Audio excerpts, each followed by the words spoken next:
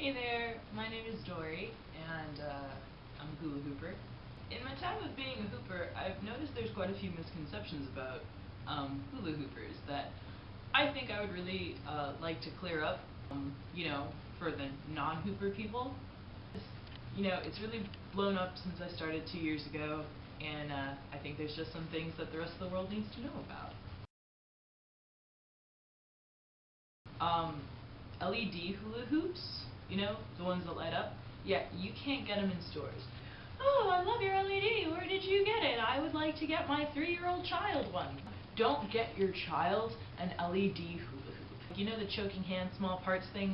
They've got these sockets in them with like springy stuff, and the kid sticks his finger in there and pulls it out. I mean, it's actually, quite honestly, you won't want to get your child an LED hula hoop after I tell you where it is and how much it costs, because you got to get it online, and cheapest LEDs run $75. LED hula hoops are not at Walmart. They're not available at Target either. They're only available online, and they're quite expensive. So stop grabbing it and throwing it around and playing with it, please. You can use my LED closely, under my own supervision. I love little kids. Little kids can play with my LED, but the minute they start getting, obnoxious and kicking it and doing mean things to it, I'm gonna get really angry and take it away from them. The LED hula hoops are not available for children. Sorry. When you have less clothes on, the hula hoop sticks to your skin better. Hula hoopers don't dress like sluts. They just don't. Even if a hooper girl is wearing the most skankily clad outfit, we're not trying to dress like sluts. Girl, I look good. I impress people with or without clothes when I'm hula hooping.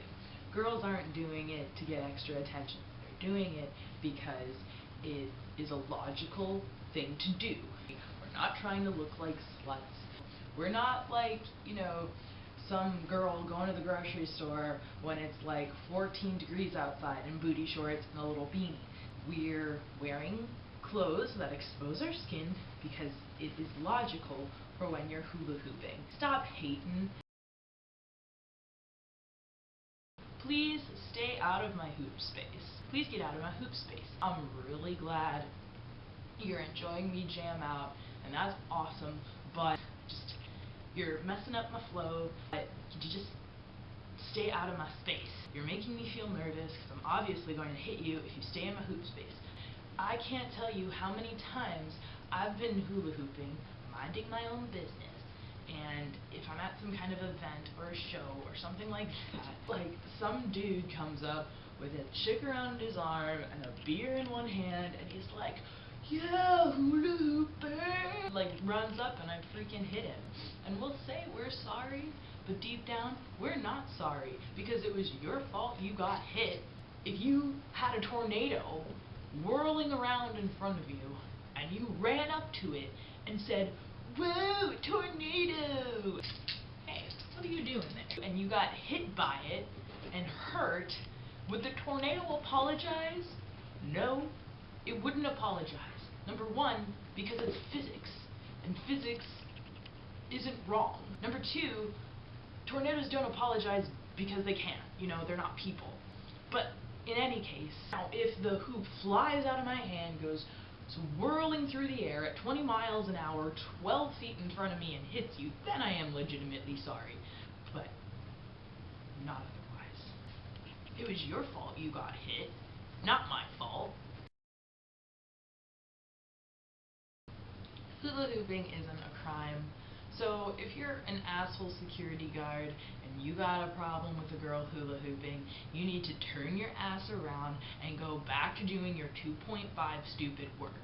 You can't have a hula hoop in here. You can't have a hula hoop there. You can't, as this hula hoop hurting anyone, it's not like it's a fucking gun. If some breakdancer came up and started breakdancing, you wouldn't be like, hey, there is none of that allowed here. There's no blades attached to the end of it. We're not coming up and having a duel. So even if this thing did hit your stupid ass, you're still gonna be just fine. Saying, no Hooper's allowed. Excuse me? Screw you, man. It's not fair. It totally isn't fair. I'm comfortable here. People like me. I can listen to my music. The ground's nice and flat. I have no problem hula hooping here, and neither should you. In fact, sit back, relax, enjoy the show. Stop being an asshole. Anybody can hula hoop. I think it's a little bit of a bummer when people come up and they're like, that's so good, I could never do that. It's like, oh, yes you can, because I twist my ankle walking. I'm not saying you can do it as a result of me twisting my ankle. I'm saying that if I can hula hoop and be that uncoordinated, so can you. Yes, and I did twist my ankle walking. My mom said that we were going to Toys R Us, and I got really excited, and I was walking out the door, and yeah, I didn't trip over anything like that. I just kind of slipped and twisted my ankle, and we didn't end up going to Toys R Us.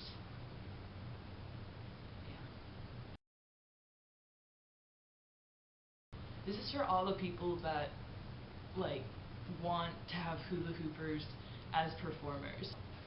Trusted, I've seen some incredible hooping performances, but this is the thing. If you want a hooper to perform, these are things you cannot expect from them. You cannot expect their hair done. You cannot expect their makeup done. You can't expect them to wear high heels, and please, for the love of fucking God, don't stick them in a bedazzled bra.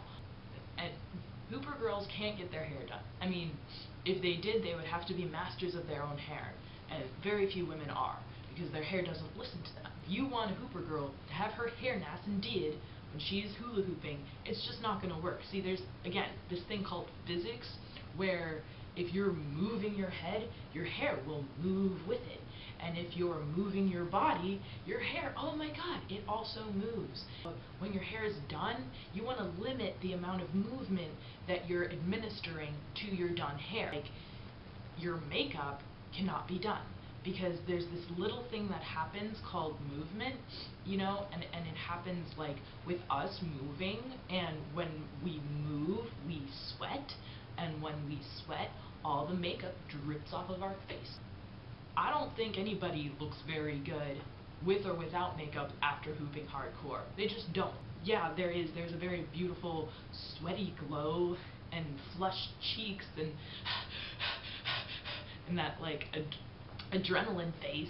You put makeup on top of that, it looks really awful.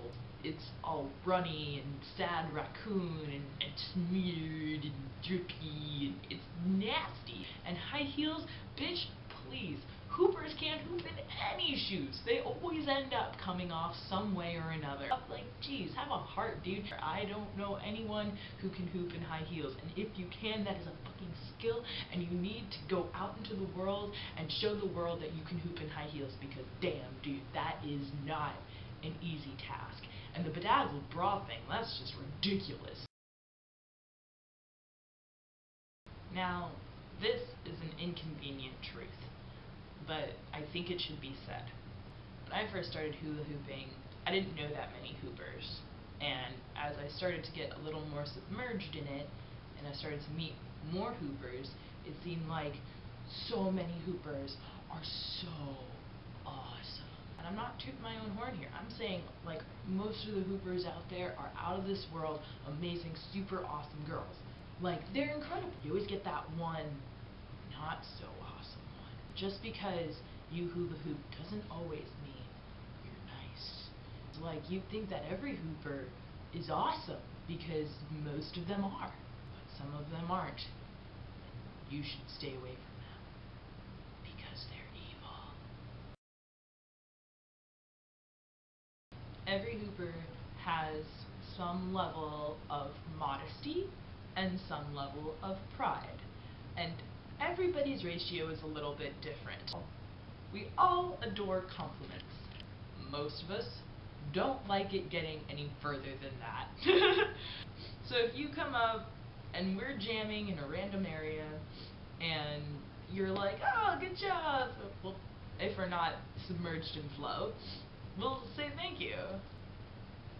And you go into like the 7-Eleven or wherever, and you come back out, you look for a little bit, and eventually we're gonna notice you watching. I mean, sometimes you don't, again, submerged in the flow, sometimes forget, but it is a little startling when you're doing something and you don't think anyone's watching you and you look over and someone is. It's a little startling.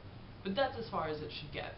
Don't come into my hoop space and say, wow, that's really good. Like, oh, thank you. As I can't hula hoop because you're in my space. It's like, oh, how long have you been doing that? I don't know, 2 years maybe? Oh, that's really awesome. How did you get to do that? I didn't know that was a thing. I saw it at a festival. Oh, right on. Like, what festival? Summer camp? Oh, I've never been there. Yeah, I'm not surprised. How do people get started doing that? I don't know. Leave me alone. You're freaking me out, man. Again, like, no offense. We're not trying to be rude, which is why we'll usually speak back to you. But, you know, like, we do have a level of shyness, okay? And I know it's different for everyone, but, like, if you come up to us and start trying to have a conversation with us about what we're doing, you're taking away from what we want to do and bringing us into a place where we don't want to be, which is talking to you. No offense. I gotta bring this one up, and I'm not saying it to be biased or disrespectful. I'm just saying it because it needs to be known. If I'm ever in an area where there's a surplus of hoopers, you always get at least a couple of hoopers that is a little chunkier. You know, I'm not saying they're fat. They are, number one, more voluptuous and obviously more attractive. Number two, they have curvier bodies and therefore hula hoop better. And then you get those people, I notice, that look at these girls wrong. And I'm here to say that bigger is better when it comes to hula hooping. There are no fat hoopers. We are all beautiful. So don't give the bigger girls a hard time. I guarantee you, bigger girls take to hula hooping 10 times faster. See, for instance, if you had a large beam pole and you put a hula hoop around it and you send it spinning around, yeah, it'll spin for a little bit and then it'll fall right down. Versus if you have a collection of pillows taped up together up on the beam pole and then you kept the hoop spinning, the hoop would spin longer. And that's a terrible example, but true. They have the correct body type for optimal on-body tricks. They take to hooping easier. So stop giving those curvy girls a hard time, okay? Like, I'm so tired of it. It's like so, number one, rude, disrespectful, insensitive, and ignorant. So there you go. You get a lot of people come up and they say, wow, you're a really good hula hooper. There's so many shitty hoopers. I'm sorry, are you talking shit about my family? There are no bad hoopers. I have sat and pondered for long periods of time, how could you be a bad hooper? And you can't. Do you know why? Is because hula hooping was not popularized because of contests or competition. It was created because there is a unity and a philosophy behind it. And the philosophy is this: you can never be the best hula hooper. There is always more to learn. So at this moment in time, you are operating to the best of your own ability. And then when you try again, at that point you are operating to the best of your own ability. And every single time you get better and better.